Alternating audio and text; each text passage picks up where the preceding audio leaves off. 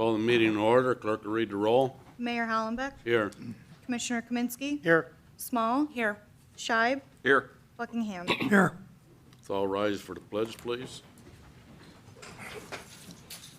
I pledge allegiance to the flag of the United States of America and to the republic for which it stands, one nation, under God, indivisible, with liberty and justice for all. Okay, we're going to open a public hearing regarding vacating part of William Street and part of Indiana Street. Property on Indiana Street was purchased by a person, and they would like us to vacate 60 feet of Indiana Street so that they can dig it out and make the driveway bigger and have a turnaround area. The one on William Street, property owner also owns that. It was platted to go all the way through, but it never has. No intention of it ever going all the way through. So we were asked to do these vacations. Anything else, Megan, regarding these you're aware of? Anybody have any comment regarding vacating these streets? Is there a map available of the places involved? Yeah. There's plats that was done by Edgeit and Dutlinger's firm that when they get recorded, that those will be recorded as well with the ordinances. Okay, and where could residents obtain that? Where could they access those plats? Well, they can FOIA them, or they can access them at the recorder's office that when they get recorded. Thank you.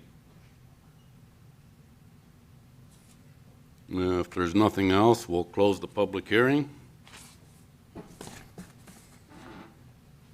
Approval of the minutes. Moved by Commissioner Kaminsky that the minutes from the council meeting held August 5th, 2026 be approved and placed on file. Do I have a second? I'll second it. Any discussion? Clerk will read the roll. Commissioner Kaminsky. Aye. Small, Aye. Scheib, Aye. Buckingham, Aye. Mayor Hollenbeck. Aye. Anyone wishing to appear before the council? Okay, Commissioner Kaminsky, number one. Moved by Commissioner Kaminsky that the accounts payable for the first half of August in the amount of $282,438.24 be approved, and a warrant be drawn in the city treasury for the several amounts. Do I have a second? I'll second that. Any discussion? No, Mayor. Clerk will read the roll. Commissioner Kaminsky. Aye. Small, Aye. Scheib, No. Buckingham, Aye. Mayor Hollenbeck. Aye. Number two. Moved by Commissioner Kaminsky that the payroll for the first half of August in the amount of $108,791.49 be approved, and a warrant be drawn on the city treasury for the several amounts. Do I have a second? I'll second it. Any discussion? No, Mayor. Clerk will read the roll. Commissioner Kaminsky. Aye. Small, Aye. Scheib, Abstain. Buckingham, Aye. Mayor Hollenbeck. Aye. Number three. Moved by Commissioner Kaminsky that the proposal from Gillian Construction in the amount of $47,020 for the bridge repair on Lincoln Street be approved. Do I have a second? Yes. Any discussion? Clerk will read the roll. Commissioner Kaminsky. Aye. Small, Aye. Scheib, Aye. Buckingham, Aye. Mayor Hollenbeck. Aye. Number four. Moved by Commissioner Kaminsky that the proposal from Alpine Power Systems in the amount of $11,775 be placed on file. Do I have a second? I'll second that. Any discussion? This is for the, as everybody knows, there was a battery backup in this building. We're going to have this company Alpine come in and survey it and see if there's any problems, updates, or corrections, because it was, it's not being used now, so we're going to utilize it so we can back up on our IT room. So in case we have power here, we have a backup generator, but of course, with all the equipment in place, as soon as power goes down, the UPSs can't hold the switches up and the server up, so everything blips and then comes back up. So they're going to correct any issues we have. So, and they worked with the building before, that's why I called them. Okay. No other discussion. Clerk will read the roll. Commissioner Kaminsky. Aye. Small, Aye. Scheib, Aye. Buckingham, Aye. Mayor Hollenbeck. Aye. Number 5. Moved by Commissioner Kaminsky that the financial audit for fiscal year 2025-2026 be approved. Do I have a second? I'll second that. So this is our annual audit from Hopkins and Associates from Granville. They do a great job with our audit. Our audit was on file for 2 weeks. If anybody has any questions, you see me after the meeting, and is there copies on the, I have copies. oh, we have copies available? So we got copies available. It will be posted on the city website Okay. now that it's It already approved. is. Oh, it already is? Okay. So if you have any questions on the audits, there was no huge findings, so that's it. Clerk will read the roll. Commissioner Kaminsky. Aye. Small. Aye. Scheib. Aye. Buckingham. Aye. Mayor Hollenbeck. Aye. Anything else? I'll let Bucky talk about the trees and everything we have. All right, well, when So- when we get to him. Okay. Commissioner Small, number 1. Moved by Commissioner Small that Resolution 2026-15, a resolution authorizing a purchase of a Chevy Silverado police truck be adopted. Do I have a second? I'll second that. Any discussion? How many of our police cars are take-home cars? 3, 4, Donnie? 3 or 4?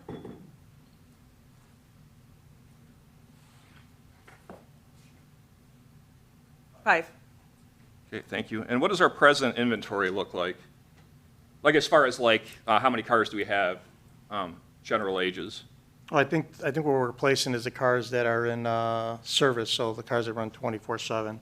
Yeah. And those pretty much get handed down to Justin's crew over We'd there for have ESDA. to ask Yeah, Chief no. about that. This one will be replacing the 2019 that has 153,000 miles on it, and it's been having ongoing transmission issues that the repair costs far exceed what the car is worth. So that one will be, hopefully, the transmission will last for a while instead of going completely out and utilized until it does go completely out as the school resource officer vehicle, since all they have to do is travel from the PD to the school. So it'll be replacing that one. Yeah, I certainly understand replacing that one. We don't want to be fixing transmission issues or having an officer come into that. We're spending $9,000 on a new motor, which I think we did a couple vehicles like that, which is annoying. Yeah, no, I understand. And just my point is that replacing in 2019, there are other vehicles one could theoretically replace it with, is my point. But it's just not a, and will this be used by a patrolman, or will it be used by a supervisor? Do we have someone in mind as to who will be I don't driving think it? they've determined that yet. Okay, thank you. No other discussion? Clerk will read the roll. Commissioner Kaminsky. Aye. Small. Aye. Scheib. No. Buckingham. Aye. Mayor Hollenbeck. Aye. Number 2. Moved by Commissioner Small that Resolution 2026-16, a resolution authorizing the purchase of a 2010 Chevy Silverado from Grand Ridge Volunteer Fire Department for ESDA be adopted. Do I have a second? I'll second that. it. Any discussion? This is just giving ESDA a more updated, safe, roadworthy vehicle as well. They, I know Constellation donated 10,000. 10,000 for it, so, Thank you, Justin, for that. yeah, so we appreciate that, so. And their cars, I mean, I think the floor fell out of the old ambulance, the red truck. Oh, they Yeah, passed the red down. truck, yeah, they're horrible, so. I know ESDA was on Rutland Street for how long, directing traffic, Justin? Where'd you go? So like 9 in the morning to 8 PM? Yeah, so, Give them a safe vehicle so they can continue to service our community the way they have been. Yeah. It's amazing.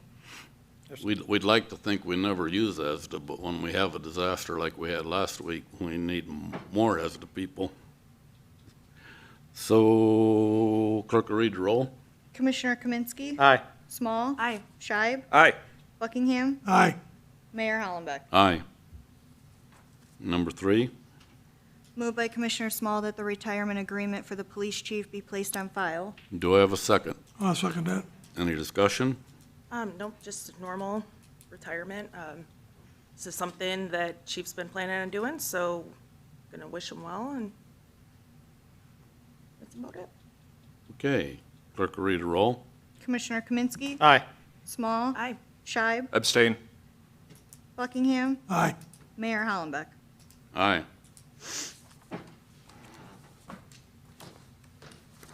Anything else, Commissioners? No, I just wanted to thank all the first responders and our city works and public works guys and all the volunteers and ESDA and everybody who just pulled together and volunteered after that storm. It was a huge hit to our community, and everybody pulled together and helped each other out, and that's what it's about. And appreciate all the people that stepped up and did great things. Thank you for that. Okay. Commissioner Scheib. First of all, thank you to the Streets Department for the storm cleanup. Very similar, and also to the many people who volunteered, including Mayor Hollenbeck and a couple of people who are here in the audience. Seeing both the city workers do really yeoman's work reminds me of when the storms come, when the snowstorms come. They really are a marvel, and I thank them for it. Sidewalks are going. They have begun tearing them up. If you live in the path of the safe schools, safe routes to school, please have a plan to get your car out, particularly if you're on Broadway, which is coming next. Commercial grinding and paving next week. And they're going to be doing the center line on Main Street also, for which I'm extraordinarily grateful. The Illinois Street sewers should be done by Thanksgiving right now with our timeline. Is that fair to say, Tom, from what you'd said? Yes, it is. And then, I'm hoping for the motor fuel tax to go to Illinois Street next year, but obviously have to fix the sewers underneath them first. And happy 27th anniversary to Catherine Scheib. Many women do noble things, but she outshines them all. Now, I asked for the Aletsby complaint to be on the agenda. At the last July meeting, Commissioner Small stated that I was part of a false complaint that abuses the process of oversight. There are two Aletsby complaints that I'm aware of.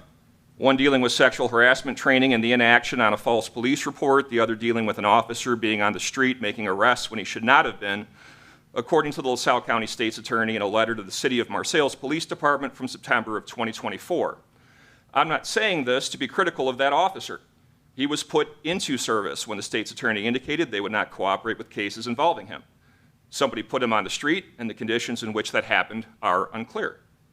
I would like to read to you my email to Aletsby, sent only after the July meeting, to show that I did not, in point of fact, make the Aletsby complaint. And then I would like to give a timeline of events to show that the concerns that the complainant, not the witness, had are not based on false documents. I'll be leaving out the officer's name because I don't think he's been treated well. This was sent July 24th, 2026, to Aletsby. Hello, I am reaching out because I was listed as a witness on a complaint that was deemed not to have sufficient merit, and my name and my phone number were shared by Aletsby to the agency, the Marseilles Police Department, who then published said material on the City of Marseilles website. The matter involved pertains to various issues the complainant has with the Police Department of the City of Marseilles. Given that I had no communication relating to that particular complaint with Aletsby, it should be unclear whether I as a witness concurred with all, most, or some of the complaint, and as I was not interviewed by Aletsby, this assumption strikes me as obvious. The complaint was shared unredacted to the City of Marseilles, which then posted it with my name and phone number attached, with a further statement by the City of Marseilles that I made the complaint. Please see the attached screenshot. I did not make the complaint, and you're giving the complaint to the city with my name and my phone number, despite not having spoken with me or getting what I did or did not concur with straight, was deleterious to my well-being. This is concerning for a number of reasons. First of all, being named as a witness should not lead to someone's information being shared with the target of a complaint, especially when the nature of that witness is unclear. Should any resident of the state of Illinois be asked to serve as a witness in a complaint against a law enforcement agency in the state of Illinois, this action on the part of Aletsby sharing the unredacted complaint and the corresponding behavior of the City of Marseilles posting that unredacted complaint online could potentially cause them to reconsider. I had been in correspondence with the state of Illinois regarding the actions of the police clerk against me at my place of employment. The release of my information by the City of Marseilles follows this complaint, and I ask that the potential and, to my mind, likely relationship to my serving as a witness, not a complainant, be investigated, as it is a very serious connection, even should your agency find it to lack the gravity of a finding. I do not believe that the process that I've experienced should give me trust those who police the police are doing their jobs in such a way that engenders confidence in those who see what they think may be wrong. I'm well aware that people make all kinds of complaints with or without basis.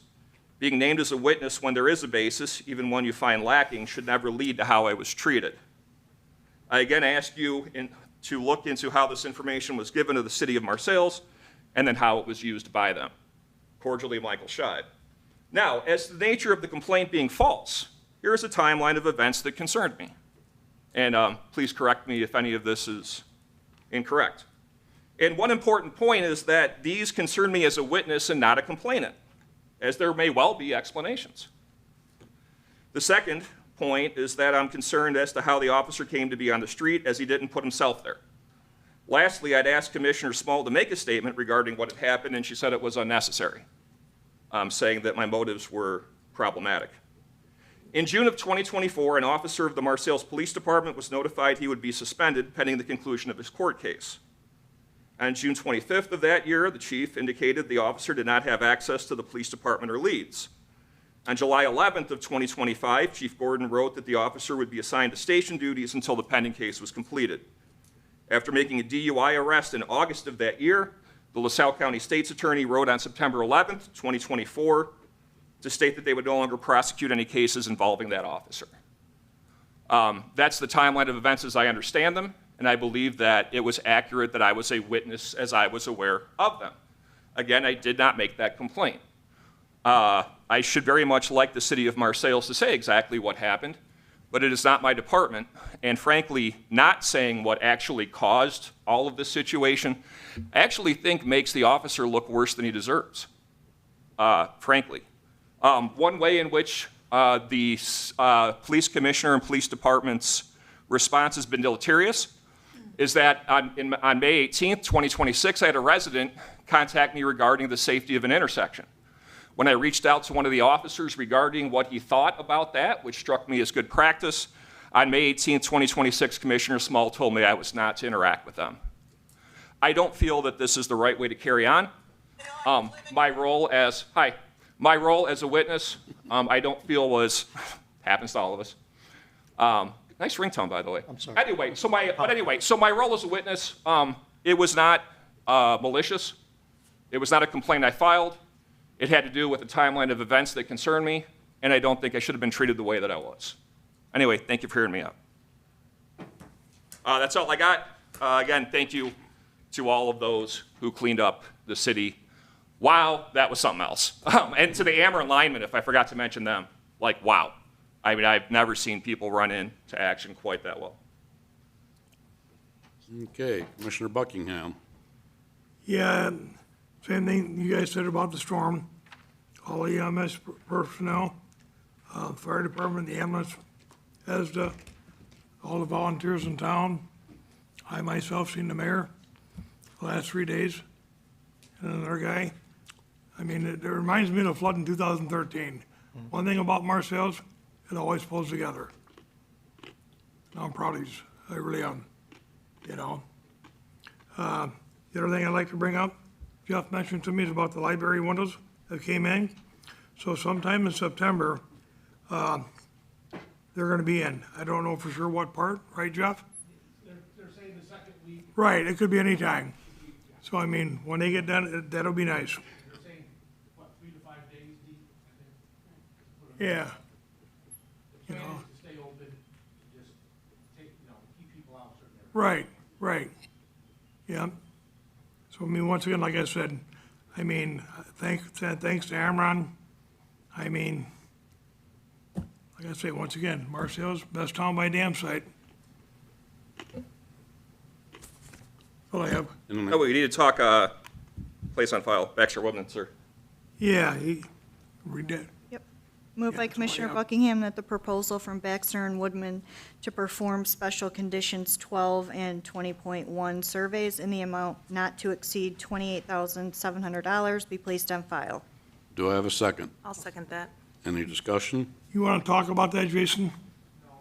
I'm correct that we're dealing with the wastewater. Right. Yeah. Yeah, if you want. Please state your name and title. Yeah, state your name. Raise your right hand. Walk faster, the Cubs are on. Name and your weight. I'm not giving you my weight. Yeah, so what, can I see it? Yep, I apologize. So we got special conditions in our new NPDS permit that we have to abide by.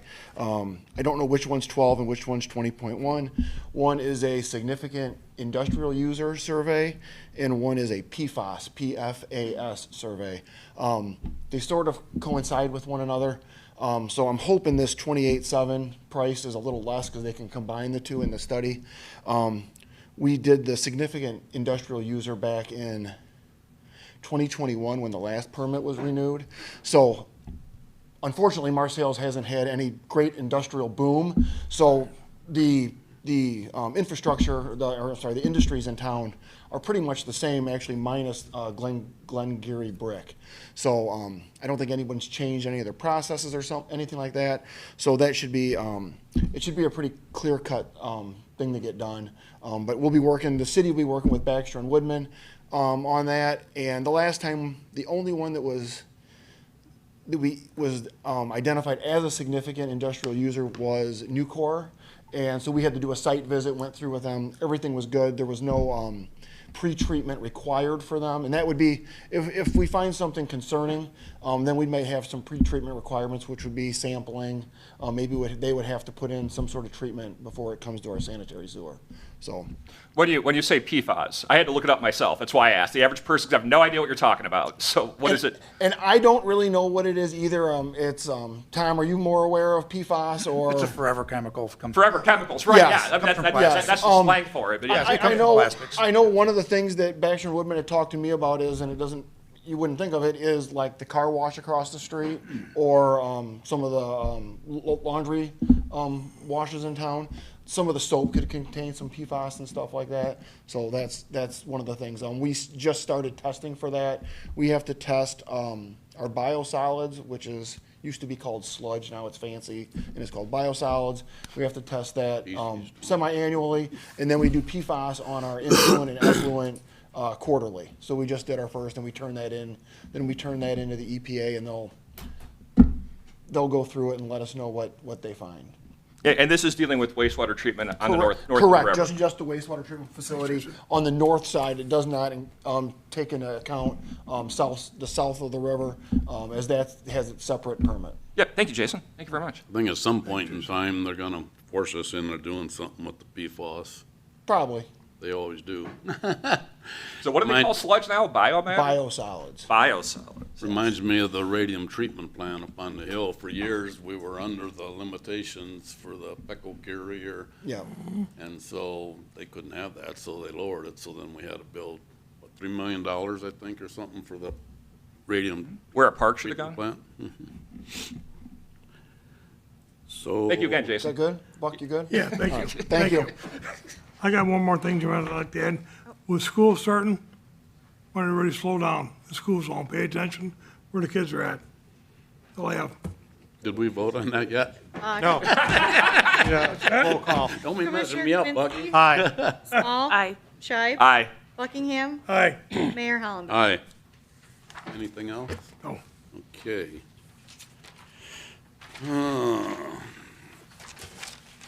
Now we have two ordinances to deal with the vacating of the streets that we had the public hearing on. Number one. Moved by Mayor Hollenbeck, the ordinance 1917, an ordinance vacating the north 60 feet of Indiana Street south of Gum Avenue for David Rakes and Janet Rakes be adopted. Do I have a second? I'll second that. Any discussion? Clerk will read the roll. Commissioner Kaminsky? Aye. Small? Aye. Shive? Aye. Buckingham? Aye. Mayor Hollenbeck? Aye. Number two. Moved by Mayor Hollenbeck, the ordinance 1918, an ordinance vacating part of William Street north of 443 West Bluff Street. Robert Hauge Jr. and Christine Hauge as trustees of the Clean 6 Trust and as trustees of the CLH Trust be adopted. Do I have a second? I will second that. No other discussion? Clerk will read the roll. Commissioner Kaminsky? Aye. Small? Aye. Shive? No. Buckingham? Aye. Mayor Hollenbeck? Aye. City attorney, anything? No. City engineer? Nothing further tonight, Mayor. Okay. Well, I don't want to echo, but we did have a tough week last week, and I'm certainly thankful for all the help the city received from Ameren and the fire department, the police department, Public Works. City of Ottawa sent people over, our tree service, sheer tree service, neighbors helping neighbors. That's what it's all about, and I agree with Bucky. We are a small town, but we come together for people in need. The housing rehabilitation grant has been submitted. Not exactly sure when they'll announce that. I believe they usually announce it around the first part of the year. We're still working on the revitalization grant for the Washington School. Contractor is working on Commercial Street for the repaving. They're working on the curb replacement, preparation for the paving. Let's see. The OSLAD grant's been submitted. I don't think I have anything else, so. Oh, one other thing. The fire department, Fire Protection District now owns 142 and 209 Lincoln Street. We closed on that last Thursday, I think it was. In the near future, somewhat confident I'll be able to talk about what the future is going to be for 209 Lincoln Street, the old city hall. So there's still some negotiations going on for that, and hopefully I'll have some information in the near future. I'll entertain a motion to adjourn. Moved by Commissioner Small, the city council now adjourn. Do I have a second? Everybody wants to go to the soccer. Commissioner Kaminsky. Aye. Small. Aye. Scheib. Aye. Buckingham. Aye. Mayor Hollenbeck. Aye. Bucky, grab the microphone.